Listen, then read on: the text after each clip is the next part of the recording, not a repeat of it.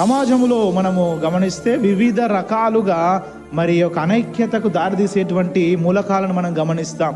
కులపరంగా మరి అనైక్యత, వర్గపరంగా అధికారం పేరు మీద, ధనం పేరు మీద, ఆస్తుల పేరు మీద, ఈగో పేరు మీద వ్యక్తుల మధ్యలో మరి గుంపుల మధ్యలో మరి యొక్క అనైక్యతను మనం గమనిస్తాం. కొన్నిసార్లు కలుపుకొని పోయేటువంటి పరిస్థితులు కూడా సమాజంలో ఉండకపోవచ్చు.